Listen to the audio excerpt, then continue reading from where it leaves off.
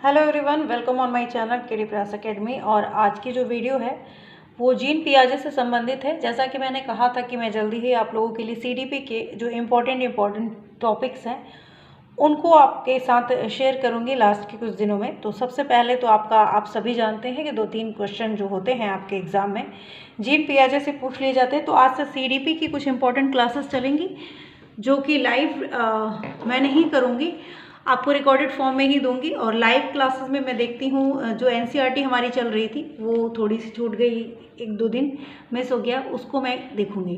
तो उसके लिए आपको नोटिफिकेशन मिल जाएगा।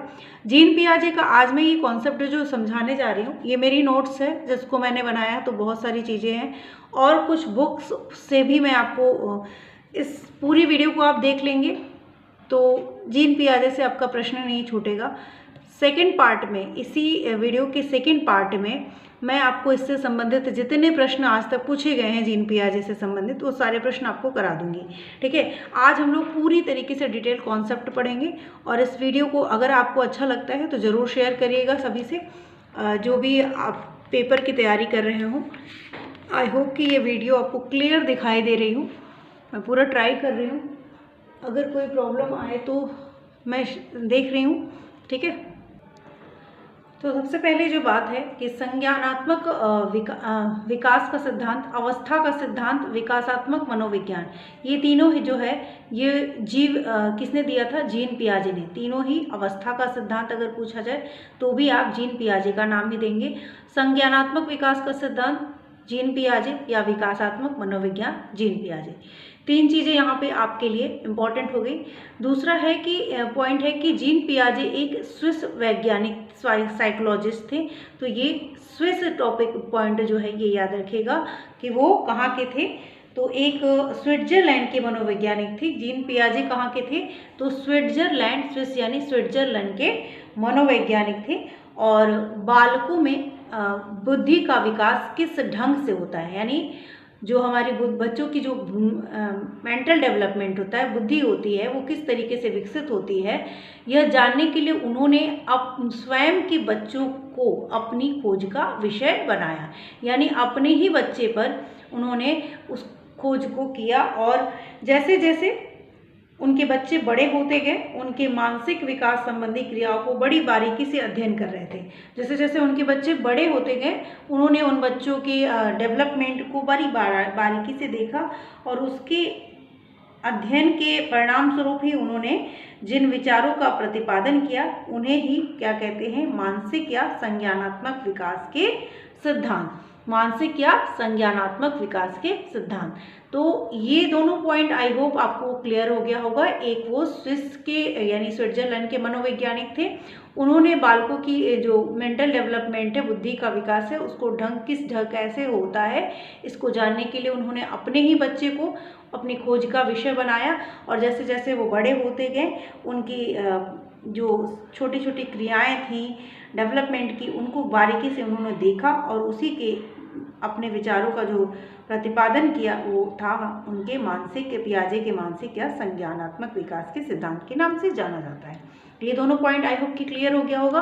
उसके बाद देखते हैं कि उनके अनुसार बच्चों में वास्तविकता के स्वरूप के बारे में चिंतन करने तथा खोज करने की शक्ति न तो मैच्योरेशन लेवल पे यानी परिपक्वता पर और ना ही सिर्फ एक्सपीरियंस यानी अनुभव पर, बल्कि इन दोनों की अंतःक्रिया द्वारा निर्धारित होती है। यानी ये सारी चीज़ें जो बच्चों की ये शक्ति होती है चिंता करने की, चिंतन यानी थिंकिंग की और खोज करने की जो शक्ति होती है वो परिपक्वता और अनुभव दोनों पर की आधारित होती है, यानी दोनों की अंतःक्रिया पर द्वारा निर्धारित होती है। ठीक है, तो दोनों पे ही डिपेंड होती है। कोई एक पॉइंट अगर दिया हो तो वो ऑप्शन सही नहीं होगा। ठीक है, ये चीज़ें समझ के उसके बाद है कि कॉग्निटिव डेवलपमेंट यानी संज्ञानात्मक विकास का तात्पर्य बच्चों के सीखने और सूचना एकत्रित करने के तरीके से है। इसमें वृद्धि, प्रत्यक्षीकरण, भाषा, चिंतन, तर्क शामिल है। ये पॉइंट आप लोग याद रखिएगा, परीक्षा में पॉइंट बना के पूछा जाता है। तो बच्चों में बुद्धि का विकास जन्म से हुआ है। बुद्धि का विकास कब से हुआ है? जन्म से हुआ है। जन्म के साथ ही जुड़ा हुआ है। प्रत्येक जो बच्चा है अपने जन्म के समय से कुछ न कुछ जन्मजात प्रवृत्तियों और सहज क्रियाओं को करने संबंधी योग्यता, जैसे कि चूसना हुआ, देखना हुआ, वस्तुओं को पकड़ना, वस्तुओं तक पहुंचना आदि क्रियाओं को लेकर पैदा होता है। तो ठीक है, तो बच्चे एक प्रश्न पूछा जाता है आप लोगों से इसके लिए, और इसके बारे में अभी आगे भी नोट्स में आप लोगों को सारी चीज़ें मिल जाएंगी। तो बच्चों में बुद्धि का विकास जन्म से जुड़ा है, ठीक है, जन्म से जुड़ा है, ये हो गया आपका। उसके बाद अकॉर्डिंग टू पियाजे संज्ञानात्मक विकास एक निश्चित अवस्थाओं के क्रम में होता है। उन्होंने संज्ञानात्मक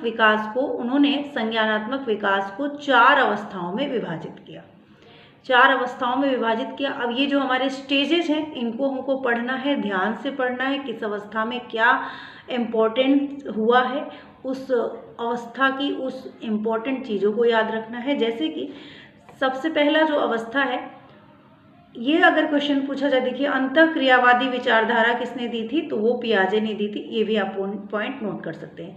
उसके बाद है सेंसरी मोटर स्टेज, जो 4 अवस्थाएं थी वो थी, पहली थी सेंसरी मोटर स्टेज, जिसको हम हिंदी में संवेदी पेशी अवस्था कहते हैं, और ये कब से कब तक होती है, तो जन्म से 2 वर्ष तक की जो अवस्था होती है वो होती है संवेदी पेशी अवस्था या सेंसरी मोटर स्टेज, दोनों ही आप इसको कह सकते हैं, ठीक है, सेंसरी मोटर स्टेज या संवेदी पेशीय अवस्था।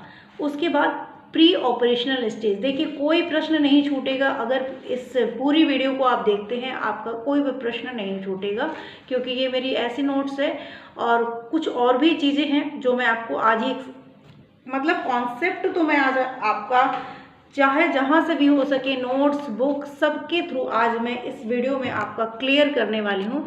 तो इस वीडियो को पूरा देखिएगा तो आपके पूरे नंबर आएंगे। पियाजे से संबंधित अगर प्रश्न पूछा जाता है तो नहीं छूटेगा, आप गलत नहीं करेंगे। तो सेंसरी मोटर स्टेज संवेदी पेशी अवस्था जन्म से 2 वर्ष तक की होती है।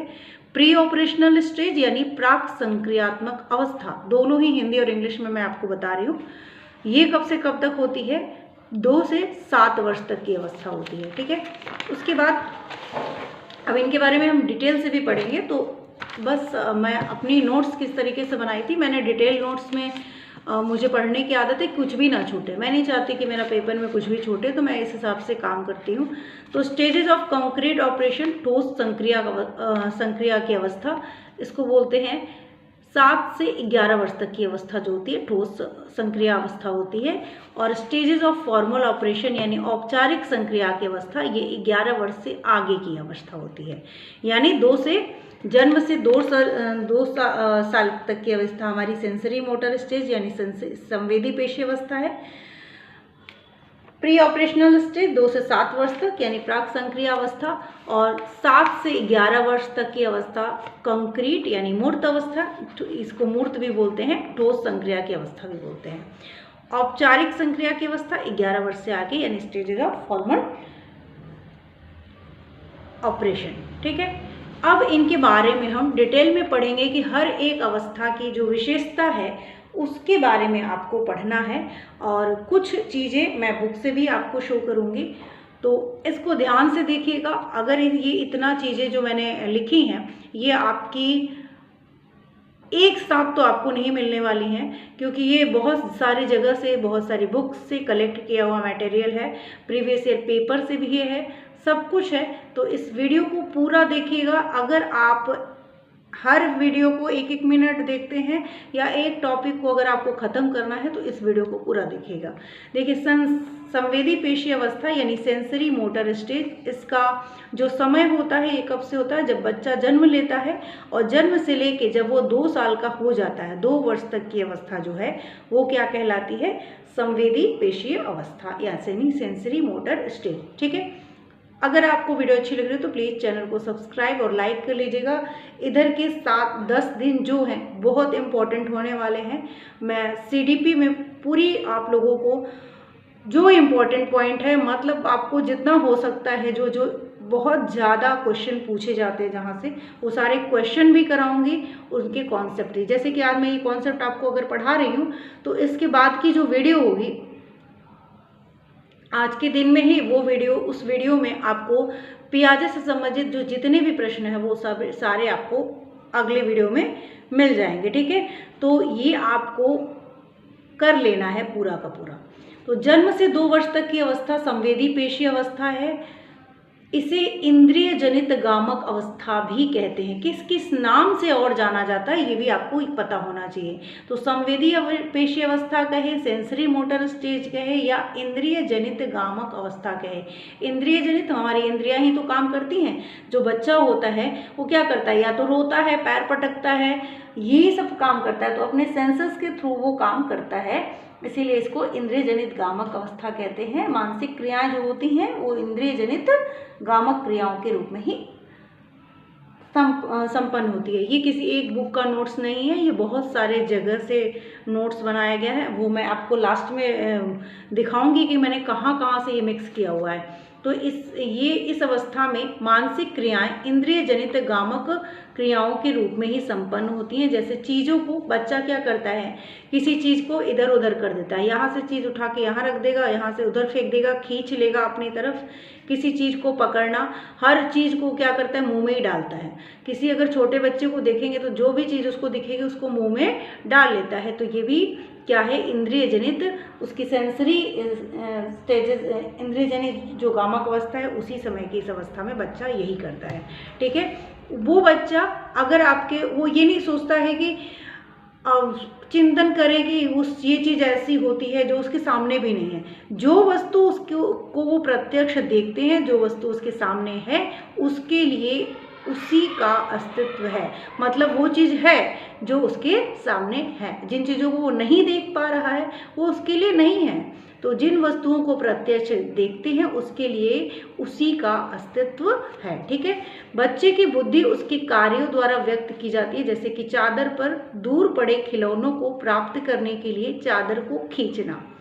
तो बच्चे की बुद्धि को आप देखेंगे, अरे ये तो खींच ले रहा है, अरे वाह ये तो मतलब इतना चालाक है, ऐसे कर ले रहा है। तो ये सारी चीज़ क्या है, उसकी बुद्धि को व्यक्त कर रही है। तो बच्चे की बुद्धि उसके द्वारा जो काम कर रहा है, जो कार्य कर रहा है, उसके द्वारा व्यक्त की जाती है। जैसे चादर पर दूर पड़े खिलौने को अगर वो चाह रहा है कि मुझे चाहिए, तो उसको चादर को खींच रहा है, और चादर खींचने से क्या हो जाएगा, वो भी चला आएगा। तो ये चीज़ें हैं। उसके बाद प्रतिवर्ती क्रियाएं, वस्तु स्थायित्व, अनुकरण, खेल, ये सारे इस अवस्था की चीज़ें हैं। तो बालक जो भी कार्य करता है वो अपनी इंद्रियों के द्वारा करता है, ठीक है। तो इस अवस्था की जो मेन चीज़ें थी वो ये थी। उसके बाद आपको अगर मैं दिखाऊं एक जगह से, तो आप ये देख सकते हैं, एक सेकेंड मैं बुक से कुछ दिखा।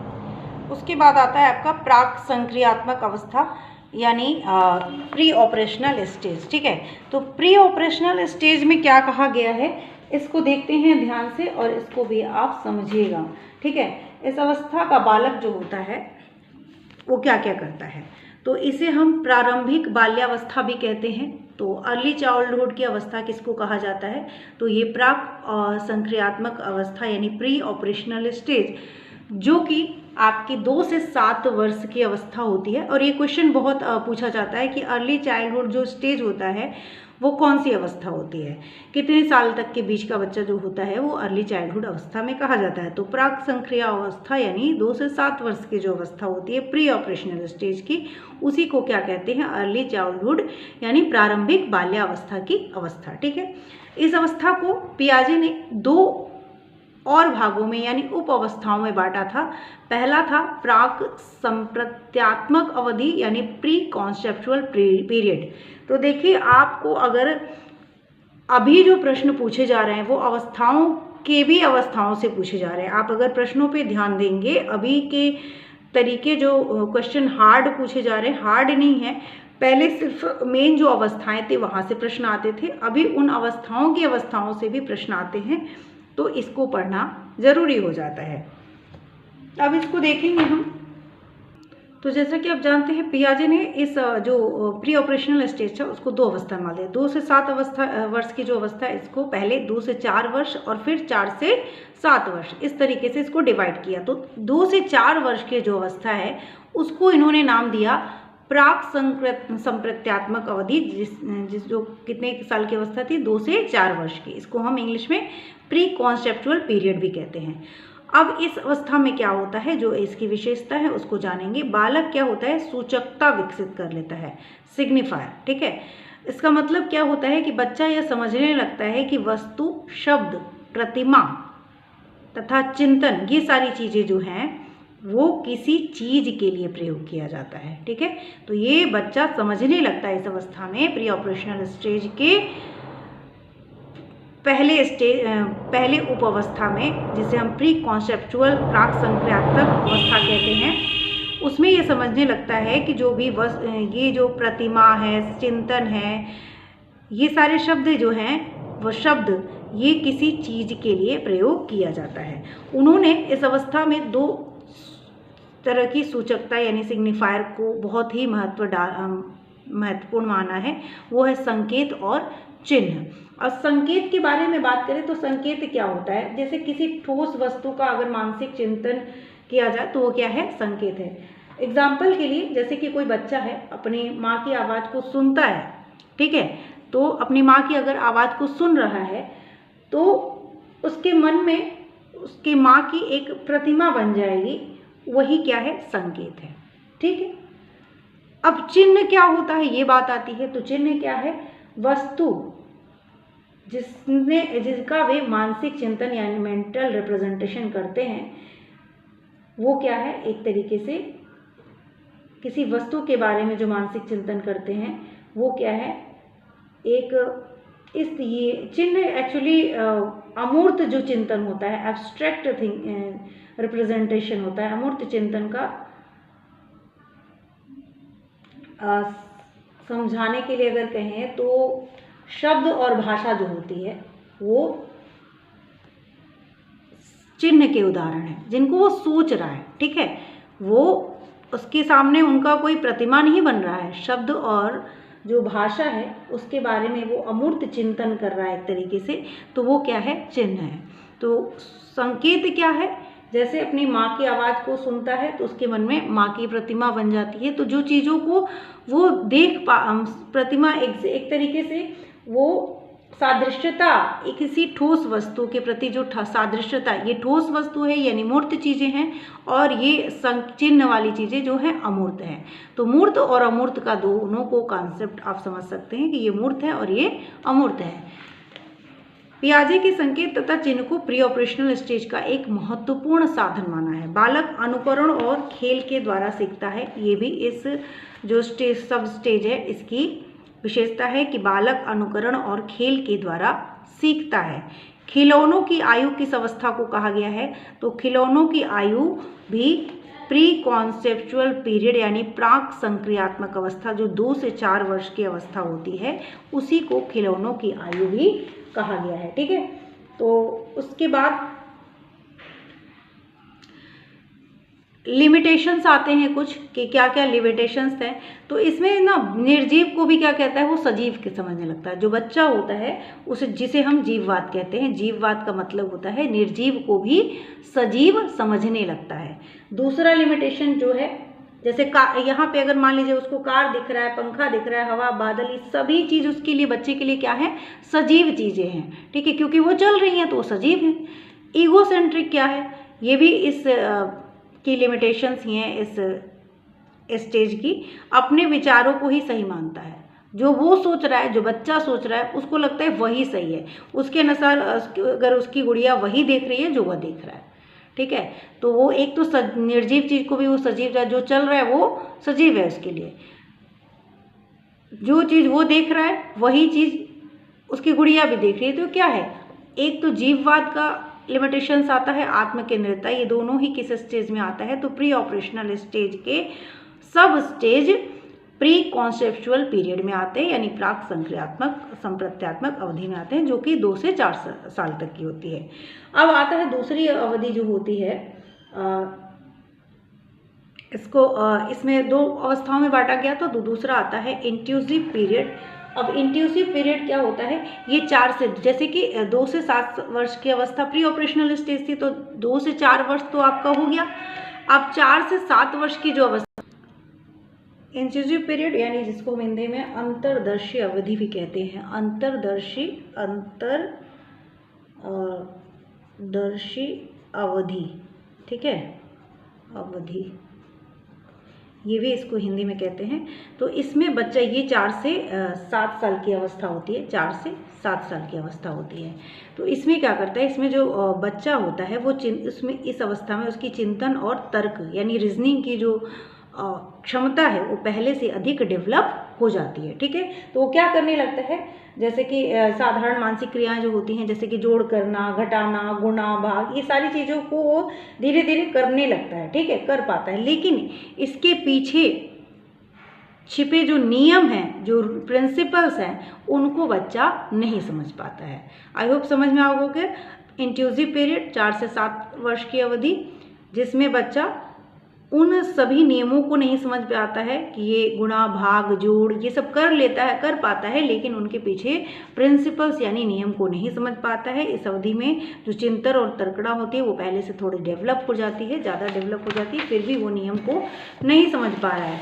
उसके बाद है ट्रेट्स ऑफ रिवर्सिबिलिटी, यानी बच्चा क्या होता है, 2 गुणी 2 जा 4 होता है, समझता है, लेकिन अगर हम 4 को 2 से डिवाइड करें तो 2 ही आएगा, 2 आएगा, ये नहीं समझता, यानी रिवर्सिबिलिटी नहीं जाता है, ठीक है, रिवर्सिबिलिटी का गुण उसके में नहीं होता है। तो ट्रेट्स ऑफ रिवर्सिबिलिटी जो होती है वो इसके में ये गुण डेवलप नहीं होता है। किस अवस्था में, तो जो प्री ऑपरेशनल स्टेज थी उसकी जो सेकेंड सब स्टेज थी, जिसे हम इंट्यूसिव पीरियड कहते हैं, जो 4 से 7 साल की अवधि होती है, उसमें ये नहीं होता है। लैंग्वेज डेवलपमेंट, भाषा का विकास जो होता है इस अवस्था से स्टार्ट हो जाता है। उसके बाद हमारी जो तीसरी अवस्था है, चौथी अवस्था, देखिए पहली अवस्था थी सेंसरी मोटर स्टेज, उसके बाद प्री ऑपरेशनल स्टेज, उसके बाद मूर्त संक्रियात्मक अवस्था, जिसे हम स्टेजेस ऑफ कॉन्क्रीट ऑपरेशन कहते हैं। तो इस अवस्था में जिस ठोस संक्रिया की अवस्था भी कहते हैं, stages of concrete operational stage भी कहते हैं, या मूर्त संक्रियात्मक अवस्था, तीनों ही नामों से जाना जाता है। अब इस अवस्था की विशेषता क्या है, ठोस संक्रिया अवस्था, यह अवस्था 7 साल से प्रारंभ होकर कब तक चलती है, 12 साल की अवधि तक चलती है, ठीक है, 7 साल से आरंभ होकर 12 साल तक चलती है। इस अवस्था में बच्चा क्या करता है, ठोस वस्तु यानी जो उसके सामने हैं, जो दिखाई देती हैं, जो सामने रखी हैं, उनको देखकर आसानी से मानसिक क्रियाएं करके समस्या का समाधान कर लेता है, ठीक है। तो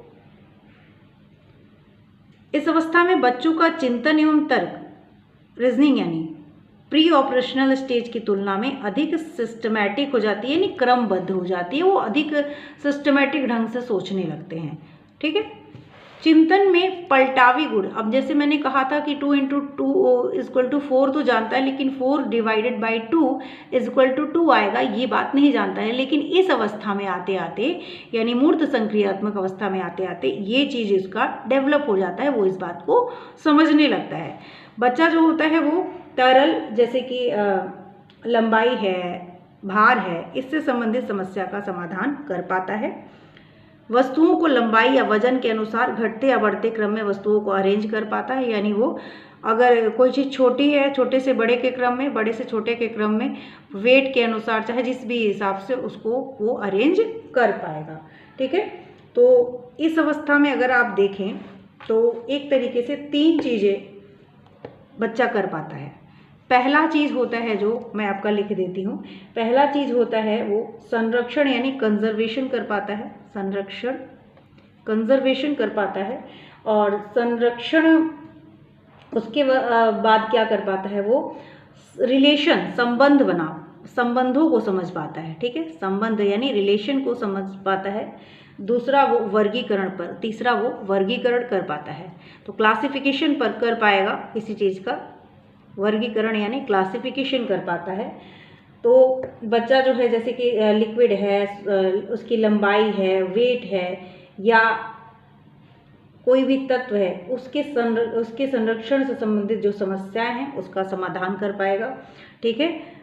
उसके बाद वो ऑर्डिनल क्रम रिलेशन जो होता है ना, जैसे किसी क्रम में किसी चीज़ को घटते या बढ़ते क्रम में सजाना, वो चीज़ें उसके अंदर आ जाती हैं।